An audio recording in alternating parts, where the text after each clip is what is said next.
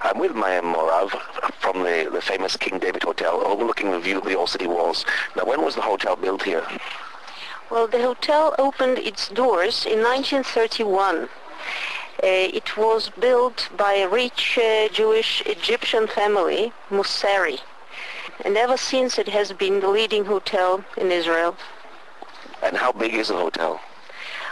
We have 6 floors and 237 rooms, all variable, no similar rooms.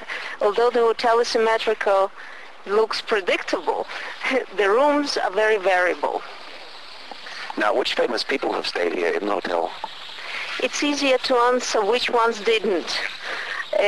Well, let's take only the recent visits. Miss Hillary Clinton with Mr. Mitchell, the special envoy to the Middle East.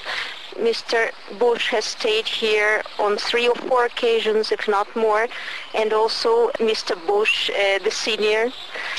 All the heads of states, actually, have stayed here throughout the years. Mr. Kissinger, at the time, has made it his second home. We have hosted recently President Sarkozy and Mrs. Carla Bruni. Well, Mr. Brown, Mr. Tony Blair has become our returning guest even now when he's out of office. Dennis Ross has been here at home. Of course, many movie stars. If you look through our picture gallery, you'll find Kirk Douglas, Elizabeth Taylor, you'll find also Mr. Schwarzenegger, and I mean, you name it. All the Hollywood has been here on every level. Political VIPs and also cultural VIPs, everything. It's an amazing human mosaic here on a daily basis. Now, when a president comes into Jerusalem, we see the security is very tight. How easy is it preparing for a president or a prime minister here in the hotel? Well, I must say that we are supremely trained for this. Work very closely with the Ministry of Foreign Affairs, and I must say one of the biggest challenges is to host American presidents. Then the hotel becomes actually a second White House. We have to evacuate all our guests for this purpose, those who have made previous reservations without knowing about the visit. Sometimes, as you know, state visits are unpredictable. So when it happens, we compensate our guests and we move them to nearby hotels. We cooperate with nearby hotels. The security, we have tight security at the hotel, of course, and we cooperate with the embassy's security and with the security of the Israeli Foreign Office. It is usually a very smooth procedure because we have many years of experience. Is it difficult catering for a president's or prime minister's needs? Mm-hmm. Well, it's amazing how human they are, and our staff have become friends of many of them, actually. Israel is not a country of distance. We are very friendly, and I think the heads of states also like to feel human here. We do everything to make them feel at home. Now, I've also read that you've also had kings take up residence here in the hotel as well. Yes, absolutely. Well, before, in the 30s and the 40s, we had the Egyptian royal family as our returning guests at the hotel. A queen on the way to her to resorts in Lebanon and elsewhere. She used to stay here with the whole family. Well, of course, the King of Jordan, Hussein, and the Spanish royal couple, and of course the British royalty. I mean, we have experience with royalty too, yes. How many people stay here in the hotel each year? Well, statistically, it's difficult to say what's the annual overall, but it's seasonal. We are overbooked usually for vacations, so we have long queues. People reserve rooms for Passover period and Tabernacles period 2 years in advance. So we are doing very well in terms of occupancy. I mean, the exact numbers I have to consult our sales department. Yes. Do you get people coming back year after year after year, and you get to see and build a relationship with them?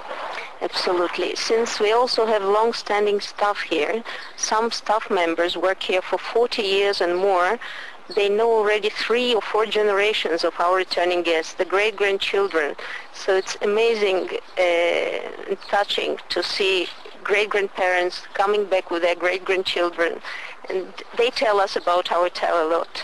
I mean, walls have years here, and memories are amazing.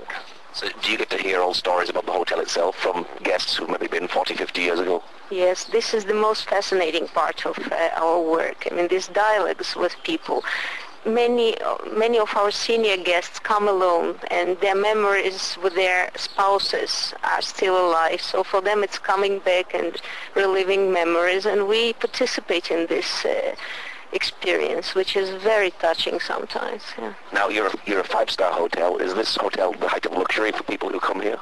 Yes, we are the leading hotel of the world in Israel. Actually, we have 13 hotels belonging to our company, Dan Hotels, in Israel, and 2 of them are the only leading hotels in Israel. Ourselves, the King David, and the Dan Hotel in Tel Aviv. And of course, leading hotels organization requires very high standard of service, and we are monitored on annual basis, and we keep up with the standard. Now, the King David Hotel housed the central offices for the British Mandatory Authorities of Palestine and the Secretary of the Government of Palestine and the headquarters of the British forces in Palestine and Transjordan. They were actually located here in the King David Hotel in Jerusalem. Can you tell us a little bit more about that? Yes, it was quite a long period. The whole southern part of the hotel was occupied by the military top of the British mandate. And well, to this period, of course, quite a traumatic event is related. As you know, there has been a bombing in the southern part of the hotel, and with many victims of different nationalities, among them is Muslims and Jews, and of course the British commandment. Well, this is unfortunately association with this period which most of us would like to forget. But otherwise, what is amazing, we had 2 or 3 already elderly British officers coming back these years to the hotel to re-experience this time, and it was amazing.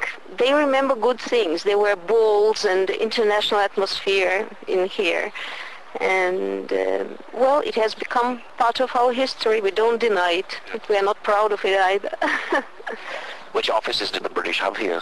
The southern outlet of the hotel, the chief commandment. So this hotel knows many secrets.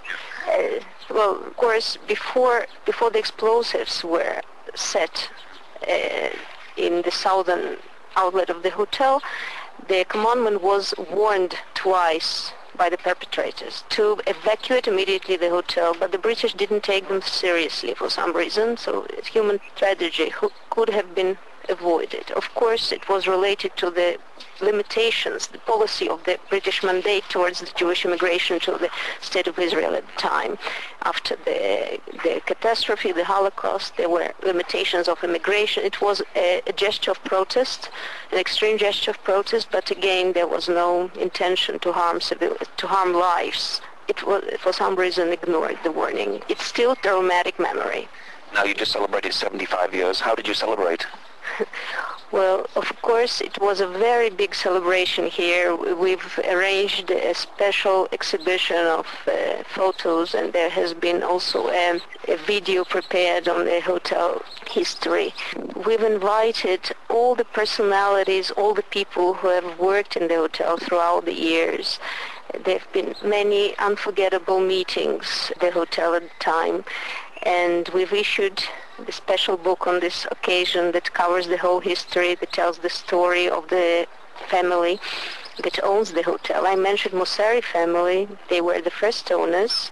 The second owners are the Federman family. They bought this hotel in 1957, and they still own it. They are owners actually of the whole Dan Hotels network, 13 in Israel, 3 in Jerusalem. very successful ownership and management ever since, a very prosperous business. So the book tells also about their history. It's symbolic that two families, Mosseri and Federman, two Jewish families. The first one has never lived in Israel. The family is dispersed all over the world. And the Federman family, who survived the Holocaust in Germany, have immigrated to Israel and have established this business and are living in this country ever since and contributing a lot to the country's economy, not only in the hotelier business. So what's it like for you personally working in a hotel such as this? It's a challenge, it's a pleasure, it's a daily lesson in history. And the human mosaic is amazing. Interaction and dialogues with people here. It's every day a course of history in the university. I mean, the important challenging part is to know how to establish this dialogue. And I enjoy every moment of it. Finally, you have a website for people who'd like to know more about the hotel? Absolutely. It's danhotels.com, www.danhotels.com. Lovely, Momaya. Thank you very much for sharing. You're welcome.